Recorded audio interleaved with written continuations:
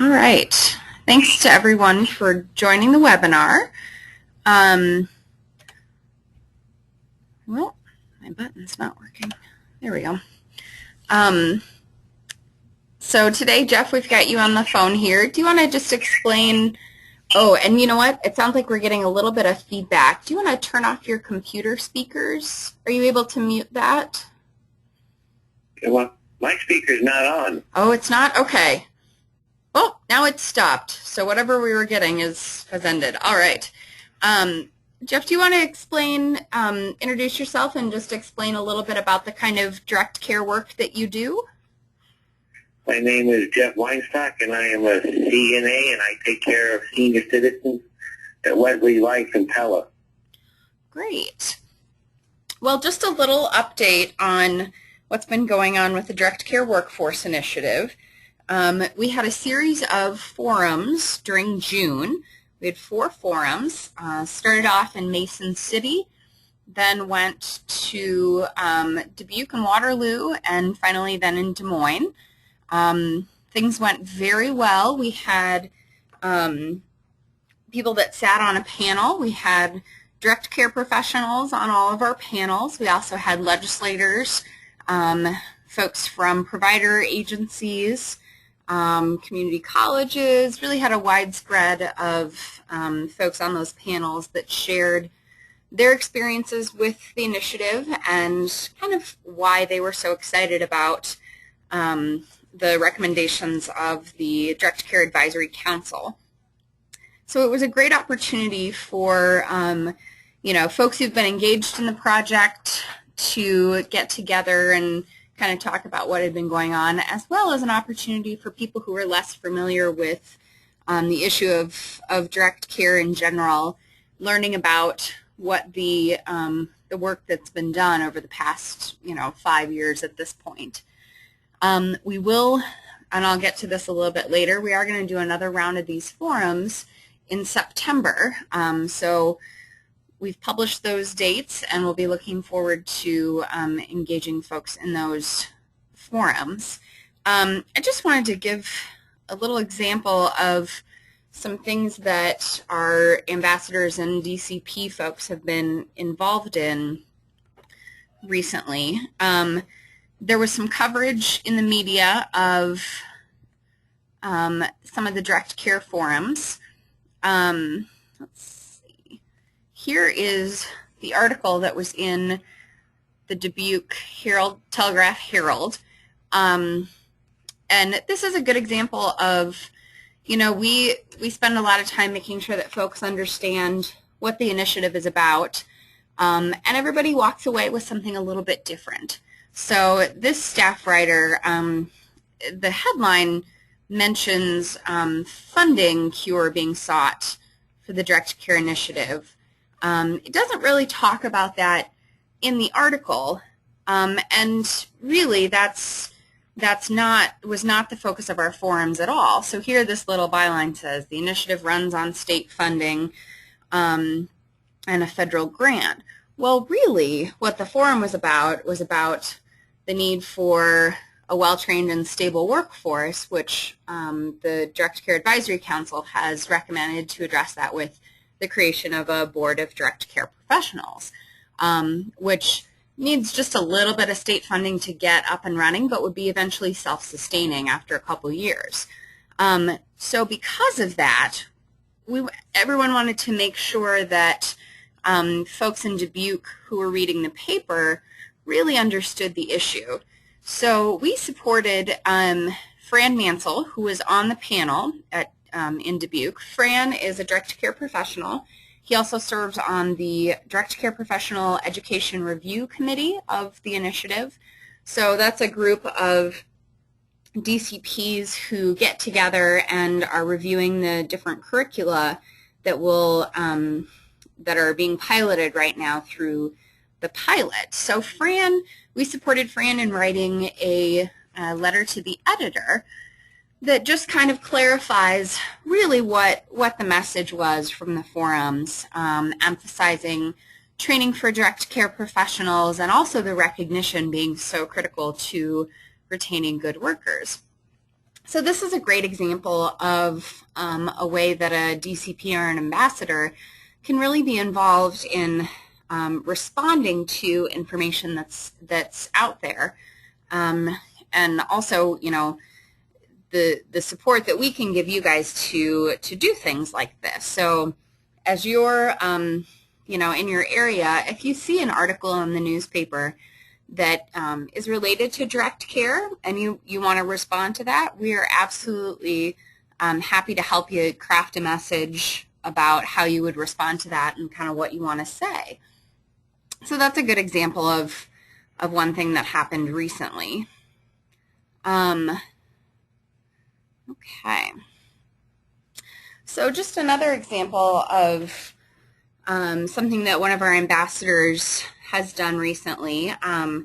Elizabeth Fischler attended the meeting also in Dubuque.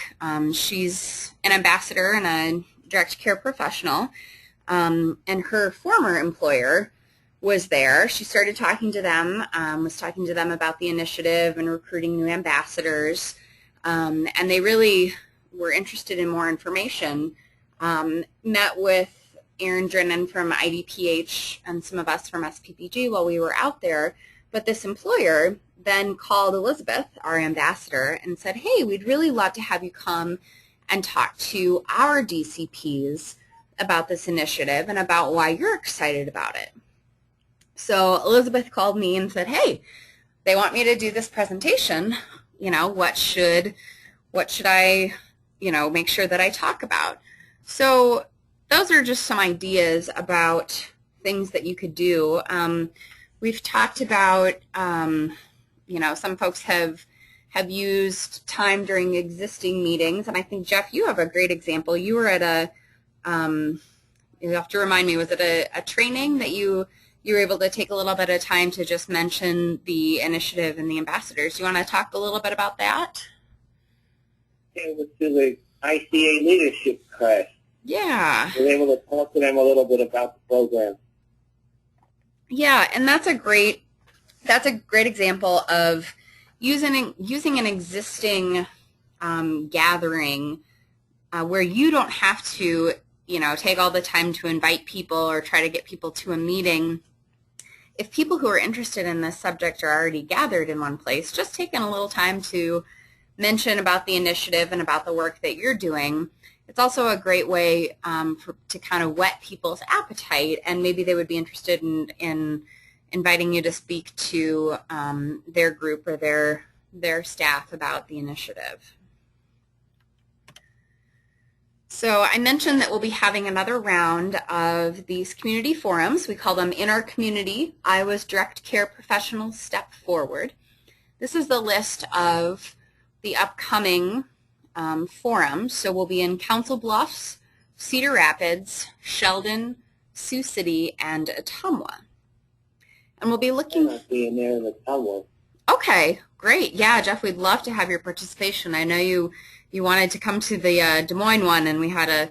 One of they don't change the date on. Yeah, we won't. We promise this time. We're sticking with these dates. Our September is pretty busy just with these meetings. So we have published these dates, and we are all set. I will be there in September in Ottumwa. Great, great. We will put you down, Jeff. And really what we're looking for, we'll do a very similar format. So we'll have a panel of folks. So we'll be recruiting for that. And then, you know, there's a lot of things that you guys can do as ambassadors to help with that.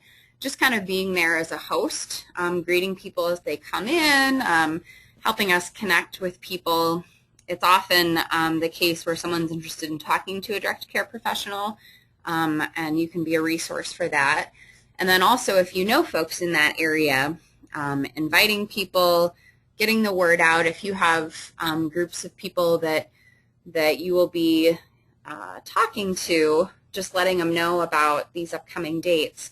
The advantages of the timing on this one as opposed to last time. Last time we didn't have quite as much time to promote the forums. This time around we've got a little more lead time.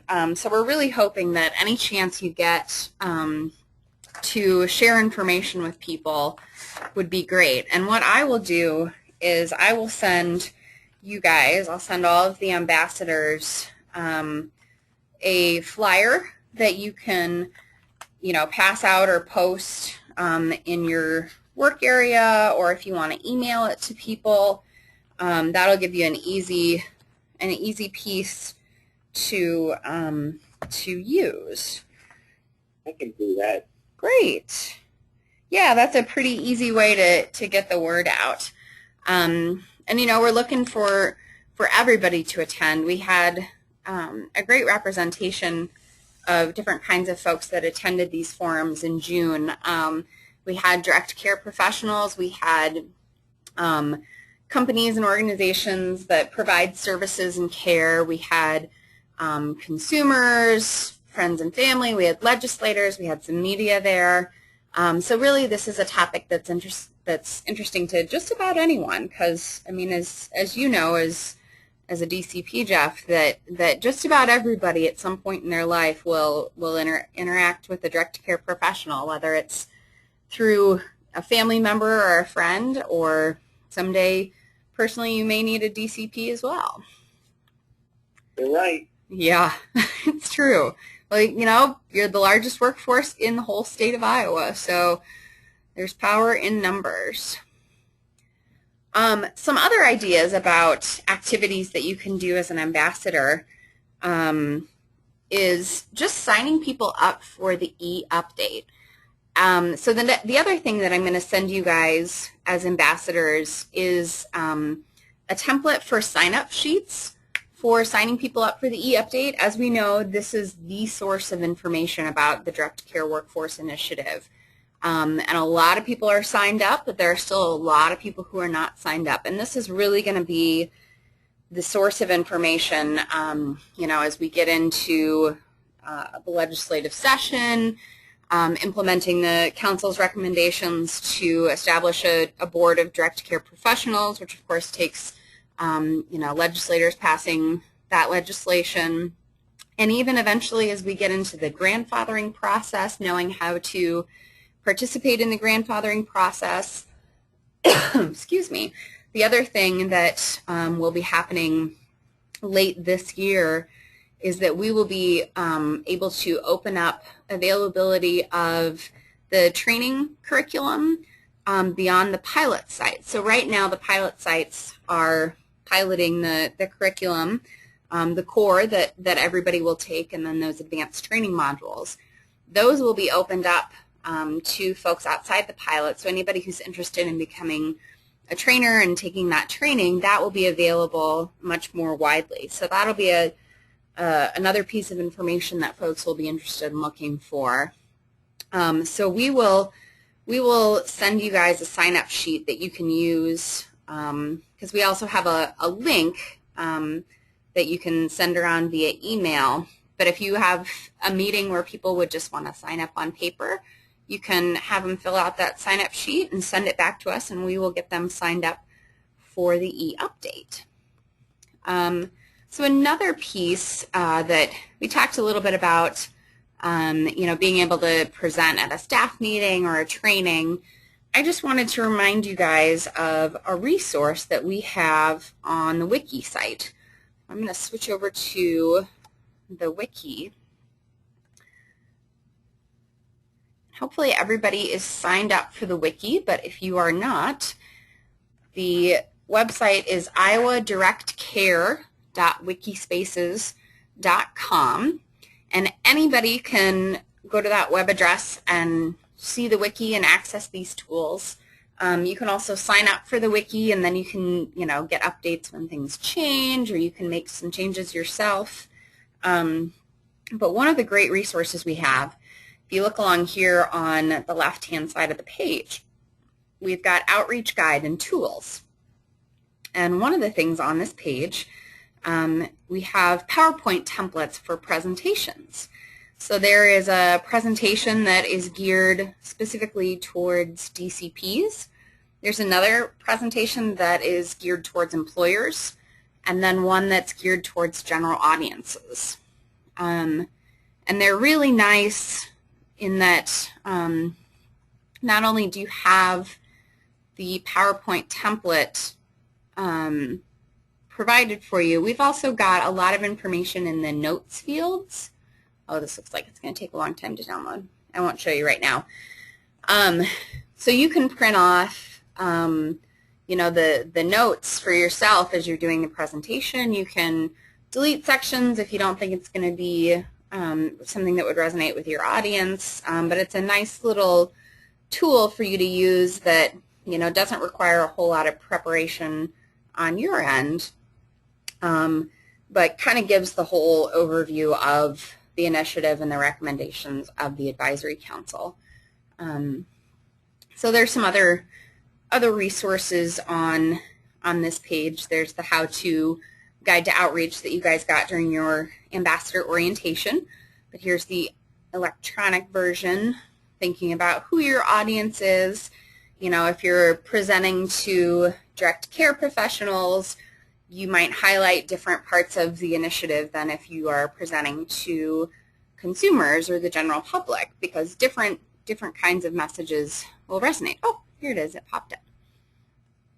So if you look, it's got this presentation, but it also has the pages of notes that go along with it. There's also all of the diagrams. So we have everything from the continuum of direct care service delivery, so talking about the different settings that DCPs are in, the career pathways, the training modules, continuing education requirements, the grandfathering process, instructor network and requirements. And then some of those pieces of supporting information, we've got a couple one-pagers there as well.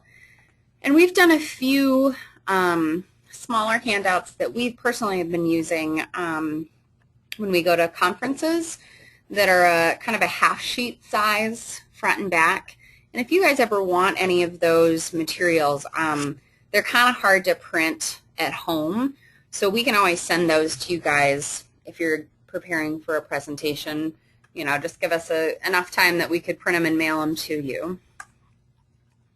So that's good to good resources to have available for you.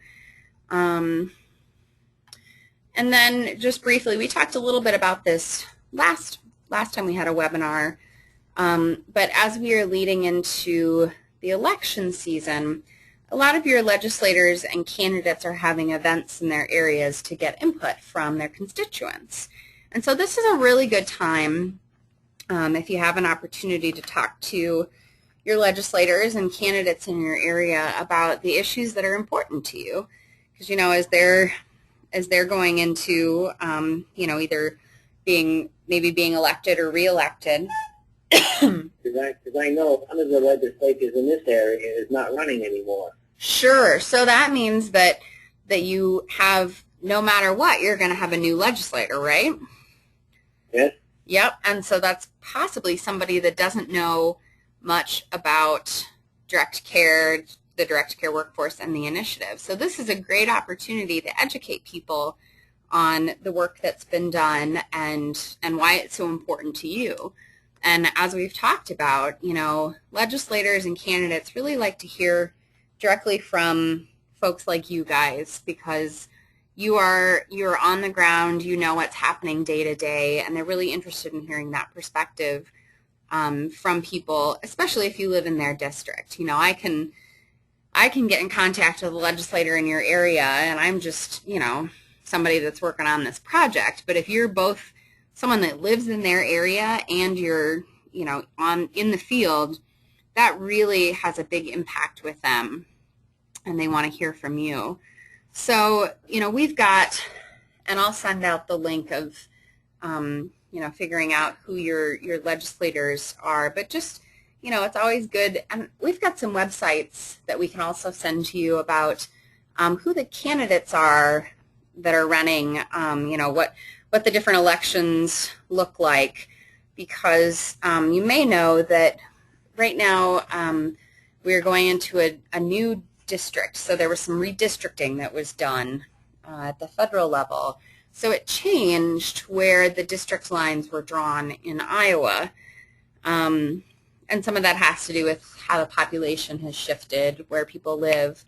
So there's a little more of a fruit basket upset this year than there are some years where some legislators have been, you have two incumbents who are actually running against each other because now they live in the same district, or you have, a legislative district where there is no incumbent. No one lives in that area anymore. That's what we have on the federal level. Yeah. There's a lot of that going on the federal level. Well, because Iowa lost a congressional district. We used to have 5, and now only have 4.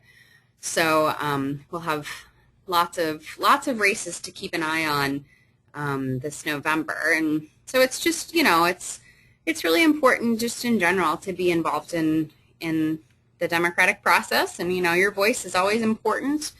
And legislators and candidates always want to hear from you. And so, you really are the expert on these issues. You're there, you're in the field, and they want to hear from you. So this is a great opportunity as they're having those events to get in front of them and just spend a few minutes talking to them about, why this is important to you.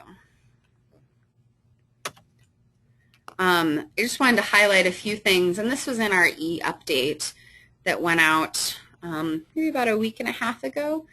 So there's been a fair amount of attention in the media about this issue, which is very exciting. I think that people are really starting to understand how important this is to everybody. So here are just a few examples of ways that this issue has been in the media. The Iowa director of AARP, Kent Sovereign, was on Iowa Public Television's show Iowa Press, along with one of their national staff folks. And we had, AARP is very supportive of the Direct Care Workforce Initiative, and Kent was fully intent on, bringing up the issue of direct care in the television taping.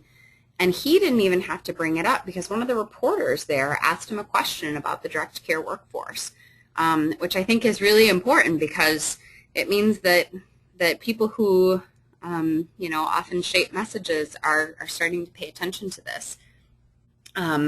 So that links to the actual show.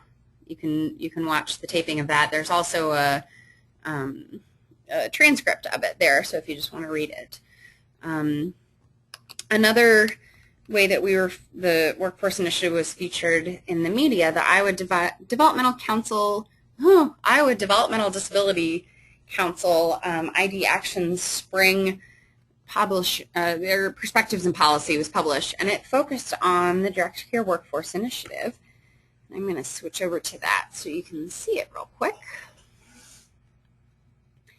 And it provided perspectives of quite a few different people on the initiative. So this starts out with some information from Erin Drennan, who's the project manager for the Direct Care Workforce Initiative at the Iowa Department of Public Health. Highlights the features of the initiative and the recommendations of the Direct Care Workforce Council. And then also gives some different perspectives of people who are involved in the project, different providers. Also, here's a parent's perspective from Jim Pender. And the Penders were the family that the Lieutenant Governor shadowed and worked with their daughter. Yeah. Are you familiar with that, Jeff? Yes. Mm-hmm. So that was a great opportunity for Lieutenant Governor Reynolds to really, experience firsthand what being a direct care professional is like. So that's one way that the initiative was featured. There's the recording of Ken Sovereign on Iowa Press. And then just a couple of the newspaper articles that were featured after the different forums. So here's one in Mason City where Senator Amanda Reagan was one of the participants on the council and has been a great supporter of direct care professionals and the initiative. And then I showed you the one in the Dubuque paper. They also did a short interview with Erin Drennan that was featured on their website. And then Fran's letter to the editor. So the good news is that, all of the outreach that everybody's doing, including the work of the ambassadors, is really starting to pay off, and people are taking note and paying attention to this work. Yeah, we hope so. Yeah, it's so important. And I think that, people, unfortunately, unless they've had very personal experience with it, it's not always on someone's radar. So that's why your outreach work is just so important, to get it on people's radar who maybe haven't thought about this before. Just one other note, we are recruiting new ambassadors, and hopefully you guys saw my email asking for some help in getting the word out about recruiting new ambassadors. The deadline for ambassador applications is tomorrow. And we'd still love to have a few more direct care professionals submit some applications for the ambassadors. But we will be doing a similar kind of thing that we did with you guys. So we'll do an orientation meeting, and we'll have to kind of look at where our ambassadors are statewide. We don't have quite as many folks as we did with the first round, so I don't know if we'll do one or two, and if we'll do one that would be accessible if folks can't drive in. So we'll get some more information from people once we know who our next class of ambassadors will be.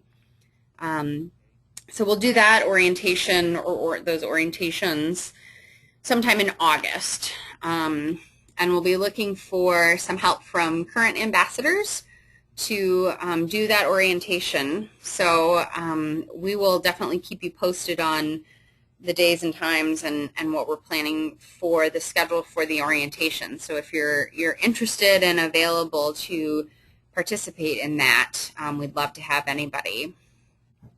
And Check the date, though. Yeah, yep, we will send the date out very soon. We'll have to get the date out to the ambassadors who are selected as well. And we'll send that date out to you guys to just open it up. I mean, we know personally that this initiative is really complex. I've been working on this for about 1.5 years, and every day I still feel like there are some things that I have to either look up somewhere or have to have clarified. It's a very complex initiative.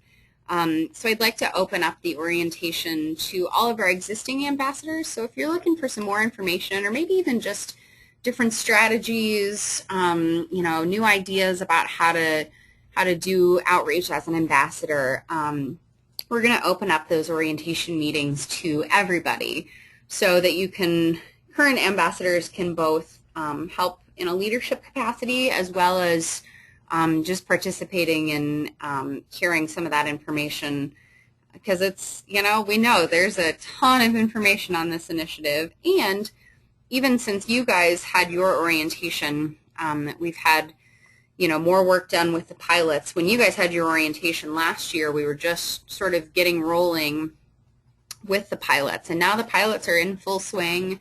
They have DCPs who are going through the curriculum. They're doing a mentoring program. So there are even some new developments that you guys would benefit from hearing from. So we'll send those dates out ASAP. I definitely recognize that you guys need plenty of time if you have to request time off. And there will also, of course, be a stipend for your time, because we recognize that you do have to take time off, often as a DCP. And in terms of future webinars, we do have one more where we've scheduled the time. We have August 22nd at 9 a.m. and That'll work. Great.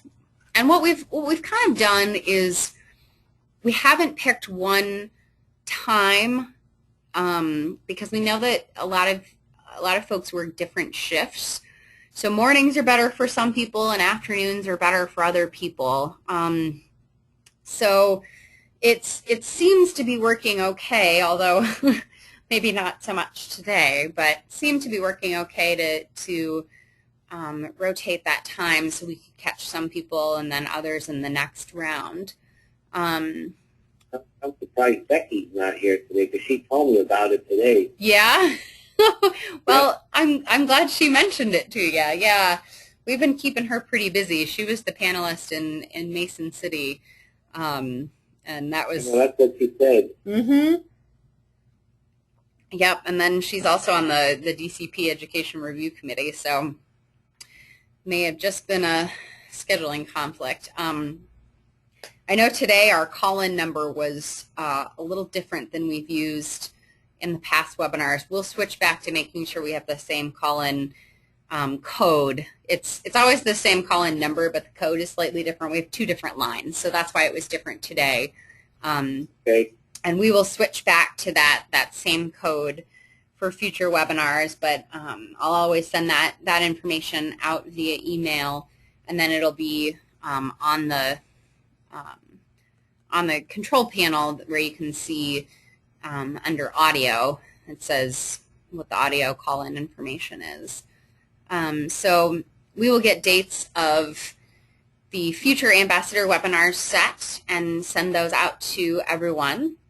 We'll also send out the date and time of the new ambassador orientations once those are set, and also along with the slides from today's presentation and a link to the recording of this webinar.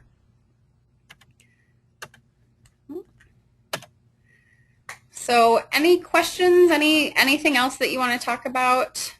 Well, we've got... Have you figured out where in the Tumblr we're going to hold the forum? No, we have not set locations yet, but that's something that we'll probably be working on starting next week. Do you have any suggestions for a spot? There's always like Indian Hills.